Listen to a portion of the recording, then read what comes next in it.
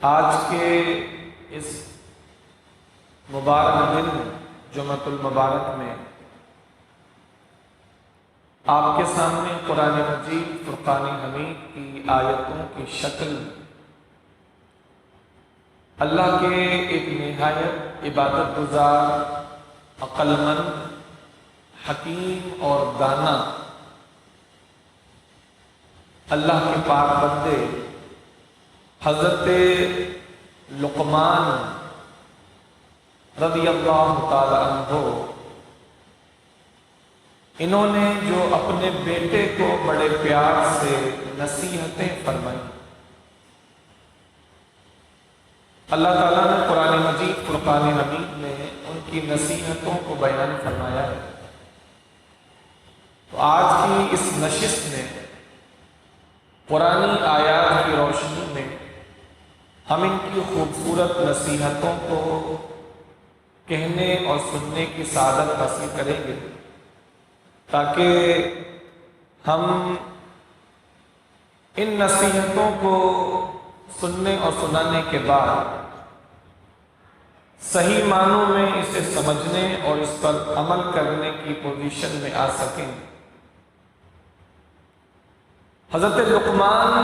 رضی اللہ تعالی عنہ، جن کو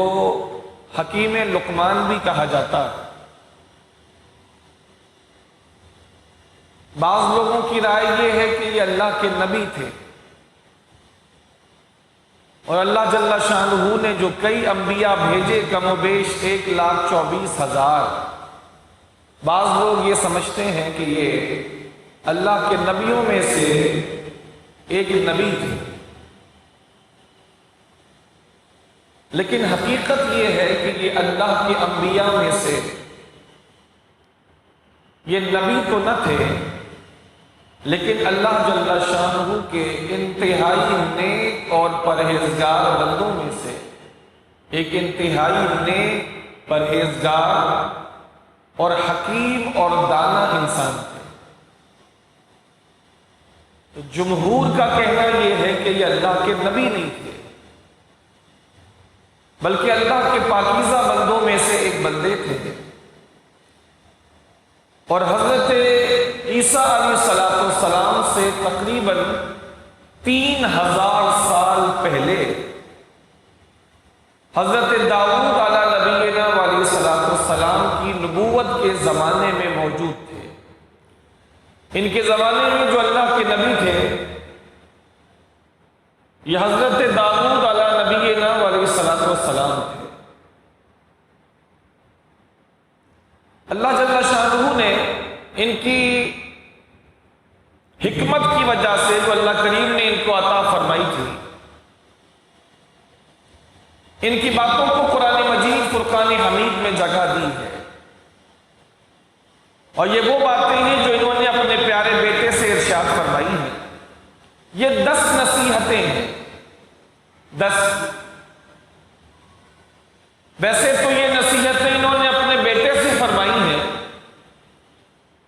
لیکن حقیقت یہ ہے کہ اس نصیحت کا تعلق اللہ کے ہر بندے سے، ان نصیحتوں کا تعلق اللہ کے ہر بندے سے۔ چنانچہ میں قرآن کی آیتیں بھی آپ کے سامنے پڑھتا ہوں، ان کا ترجمہ بھی آپ کے سامنے پیش کرتا ہوں، اور ساتھ ان باتوں کے تحت جو کچھ ضروری باتیں ہیں وہ بھی آپ کے گوش گزار کرنے کی سعادت حاصل کرتا ہوں۔ سورہ لقمان ہے اور 21واں پارہ ہے۔ اللہ جل شانہ ارشاد فرماتا ہے، وَإِذْ قَالَ لُقْمَانُ لِابْنِهِ وَهُوَ يَعِظُهُ، میرے بندے لقمان نے اپنے بیٹے سے کہا جب وہ اپنے بیٹے کو نصیحت کر رہا تھا، تو اس نے کہا،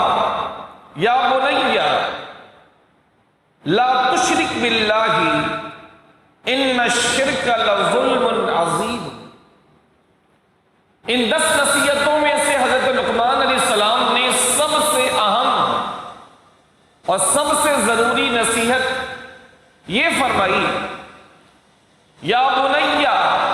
اے میرے بچے،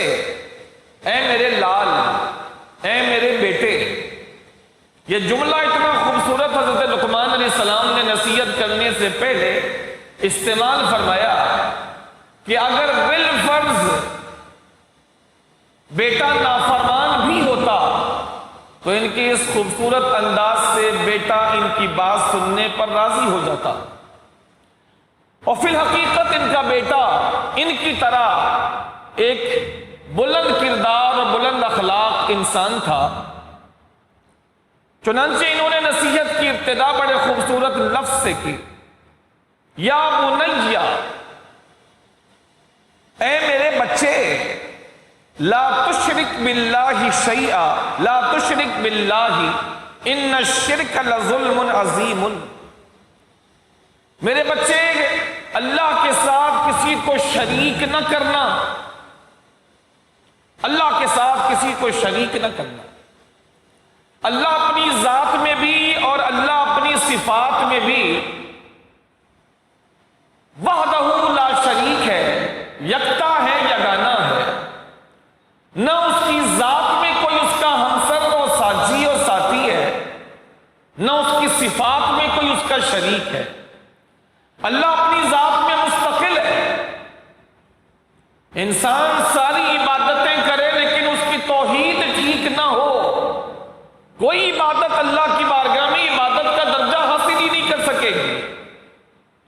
جب تک بندہ اللہ جل شانہ کی توحید کو صحیح معنوں میں اپنے دل اور دماغ میں نہیں بیٹھائے گا اور تمام قسم کے شرک سے اپنے آپ کو ہر طرح سے پاک نہیں کرے گا، اس کی کوئی عبادت حقیقت میں عبادت ہے ہی نہیں۔ کیونکہ عبادت تو تب ہوگی جب بندہ مومن ہوگا، اور مومن بندہ اس وقت ہوتا ہے جب وہ اللہ اور اللہ کے پیارے نبی علیہ الصلوۃ والسلام پر جس طرح ایمان لانا ہے ویسا ایمان لائے، اور اللہ جل شانہ کی ذات پر ایمان لانے کا اولین تقاضا یہ ہے کہ اللہ جل شانہ کو اپنی ذات میں مستقل یقین کرے اور اس کو ہر قسم کے شرک سے پاک یقین کرے کہ کوئی اس کا شریک نہیں۔ قل هو اللہ احد اللہ الصمد لم یلد ولم یولد ولم یکن لہ کفوا احد۔ آپ فرما دیں کہ اللہ ایک ہے، اللہ الصمد، اللہ بے نیاز ہے، اسے کسی کی مدد کی کیا ضرورت، اسے کسی ساجھی اور کسی ساتھی کی کیا ضرورت۔ لم یلد ولم یولد، نہ تو اس نے کسی کو جنا کہ کوئی اس کی اولاد بنے، نہ اس کو کسی نے جنا اور پیدا کیا کہ وہ کسی کی اولاد بنے، نہ تو وہ کسی کی اولاد ہے اور نہ اس کی کوئی اولاد ہے۔ ولم یکن لہ کفوا احد، اور کوئی بھی اس کا ساجی نہیں، کوئی اس کا کفو نہیں، کوئی اس کا شریک نہیں، وہ وحدہ لا شریک ہے۔ لہذا کوئی عمل مسلمان کا عبادت تو اس وقت بنے گا جب وہ صحیح معنوں میں مومن ہو، اور مومن ہونے کے لیے ضروری ہے کہ اللہ کو وحدہ لا شریک یقین کرے دل کی گہرائی سے، اقرار باللسان و تصدیق بالقلب، کہ زبان سے بھی اقرار کرے اور دل سے بھی اس کی تصدیق کرے۔ لہذا حضرت لقمان حکیم رضی اللہ تعالیٰ عنہ کی اپنے بیٹے کو سب سے پہلی نصیحت ہے کہ لا تشرک باللہ، اللہ کے ساتھ کسی کو شریک نہ کرنا۔ ان الشرک لظلم عظیم، بے شک شرک سب سے بڑا ظلم ہے، قتل کرنا بھی ظلم ہے، کسی کا مال غصب کر لینا بھی ظلم ہے، ناحق کسی کو مار ڈالنا بھی ظلم ہے،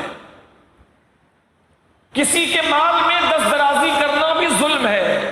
لیکن کائنات کا جو سب سے بڑا ظلم ہے وہ یہ کہ اللہ وحدہ لا شریک کے ساتھ کسی کو شریک ٹھہرایا جائے۔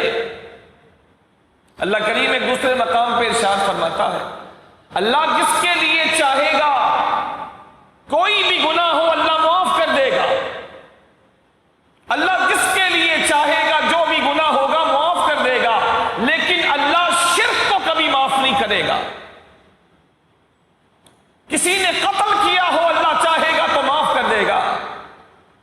کسی نے کسی کے ساتھ کوئی بھی زیادتی کی ہو اللہ چاہے گا تو معاف کر دے گا، لیکن قرآن مجید میں اللہ رب العزت ارشاد فرماتا ہے کہ اللہ شرک کو کبھی بھی معاف نہیں فرمائے گا۔ لہذا پہلی نصیحت فرمائی اپنے بیٹے کو کہ میرے بچے، سب سے پہلی بات میری یہ یاد رکھنا کہ اللہ کے ساتھ کبھی بھی کسی کو شریک نہ کرنا، بے شک شرک سب سے بڑا ظلم ہے۔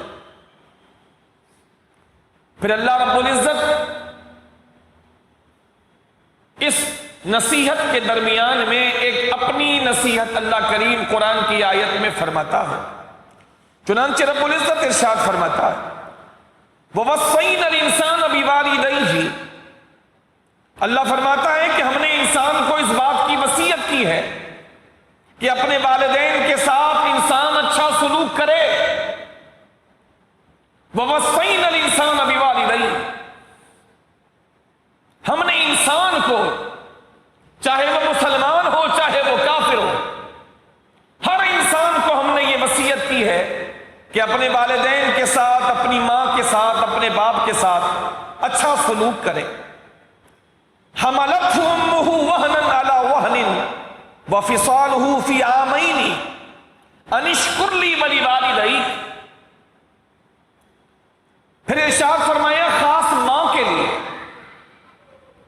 پہلے دونوں کے لیے فرمایا، ماں کے لیے بھی اور باپ کے لیے۔ وَوَصَّيْنَا الْإِنسَانَ بِوَالِدَيْهِ، ہم نے انسان کو وصیت کی کہ اپنی ماں اور اپنے باپ دونوں کے ساتھ اچھا سلوک کرے۔ اور پھر خاص ماں کے لیے اللہ رب العزت علیحدہ سے ارشاد فرماتا ہے، چونکہ ماں کا درجہ باپ سے 3 گنا زیادہ ہے، ماں کا درجہ باپ سے 3 گنا زیادہ۔ فضیلت ماں کو بھی حاصل ہے، فضیلت باپ کو بھی حاصل ہے، لیکن مقام اور مرتبے میں ماں کو اللہ کریم نے 3 درجے زیادہ فضیلت عطا فرمائی۔ ایک صحابی اللہ کے نبی کے پاس آئے اور آنے کے بعد حضور سے عرض کرنے لگے، یا رسول اللہ صلی اللہ علیہ وسلم، من ابر، میں کس کے ساتھ زیادہ اچھا سلوک کروں، میں کس کے ساتھ زیادہ اچھا برتاؤ کروں؟ اللہ کے نبی نے ارشاد فرمایا امک، اپنی ماں کے ساتھ۔ پھر پوچھا ثم من یا رسول اللہ، ماں کے بعد پھر میں کس کے ساتھ اچھا سلوک کروں؟ فرمایا امک، تیری ماں۔ پھر پوچھا ثم من یا رسول اللہ، یا رسول اللہ پھر کس کے ساتھ؟ فرمایا اپنی ماں کے ساتھ، امک۔ پھر پوچھا ثم من یا رسول اللہ، پھر حضور نے چوتھی بار ارشاد فرمایا ابو کا، اپنے باپ کے ساتھ۔ اسی وجہ سے علماء اسلام فرماتے ہیں کہ اللہ کے نبی نے اور اللہ نے باپ کے اوپر ماں کو 3 درجے زیادہ فضیلت عطا فرمائی۔ ماں نے مشقت زیادہ جھیلی ہے اولاد کے لیے، ماں کے جسم کا ٹکڑا ہوتا ہے اس کا بچہ اور اس کی اولاد، ماں اسے دودھ کی شکل میں اپنا خون جگر پلاتی ہے، ماں اپنی اولاد کے پیچھے اپنی نیند، اپنا آرام، اپنا کھانا پینا، سونا جاگنا سب اپنی اولاد کے پیچھے لگا دیتی ہے۔ رات میں بچہ اٹھے تو اس کے ساتھ اس کی ماں پہلے اٹھتی ہے، بچہ پریشان ہو تو ماں زیادہ دکھی ہوتی ہے، بچے کو چھینک بھی آئے تو ماں بچے کے باپ کے مقابلے میں اپنے بچے کے لیے زیادہ پریشان ہوتی ہے، زیادہ فکر مند ہوتی ہے۔ یہ باتیں صرف انسانوں کی کردہ نہیں ہے، بلکہ سنیں ماں کی فضیلت کے حوالے سے خاص طور پہ اللہ جل شانہ ارشاد فرماتا ہے حملتہ امہ وہنا علی وہن، اس کی ماں نے مشکل پر مشکل برداشت کر کے، مشکل پر مشکل برداشت کر کے اس بچے کو، اپنی اولاد کو پالا اور اس نے اس کو اپنے شکم میں رکھا۔ حملتہ امہ، اٹھائے رکھا اس ماں نے اس بچے کو وہنن علی وہن، بڑی کمزوریوں کے بعد، ہر کمزوری کے بعد ایک دوسری کمزوری، 9 مہینے ماں بڑی مشکلوں سے اپنے بچے کو اپنے شکم میں رکھتی ہے اور جگر کا خون دودھ کی شکل میں پلاتی ہے۔ اس بوجھ کو اٹھانا ہی اتنا بڑا ہے ماں کی شان بیان کرنے کے لیے کہ اللہ جل شانہ نے قرآن مجید میں اس خاص بات کو اللہ نے قرآن میں جگہ عطا فرمائی۔ دنیا کا کوئی شخص ماں کی شان میں جو کچھ کہہ سکے کہے، لیکن اس سے بڑی بات کون کر سکتا ہے جو اللہ قرآن میں فرما رہا ہے؟ ماں کی شان میں اس سے بڑی بات کیا ہوگی کہ اللہ ماں کی تکلیفوں کو قرآن مجید میں بیان فرما رہا ہے، اور اس لیے بیان فرما رہا ہے تاکہ تو شکر ادا کرے میرا بھی اور اپنی ماں اور اپنے باپ کا بھی۔ حملتہ امہ وہنن علی وہن، مشکلات پر مشکلات جھیل کر اس ماں نے اس کو اپنے شکم میں اٹھائے رکھا۔ وفصالہ فی عامین، اور اس بچے کا دودھ چھوٹنا ہے 2 سال میں، 2 سال میں پھر اس کا دودھ چھوٹتا ہے، ماں اس کو دودھ پلاتی ہے۔ وفصالہ فی عامین ان اشکر لی ولوالدیک، ہم نے جو تجھے یہ وصیت کی ہے کہ اے انسان اپنے والدین کے ساتھ اچھا سلوک کر، خاص تیری ماں جس نے تجھے مشکلات جھیل جھیل کر اٹھائے رکھا،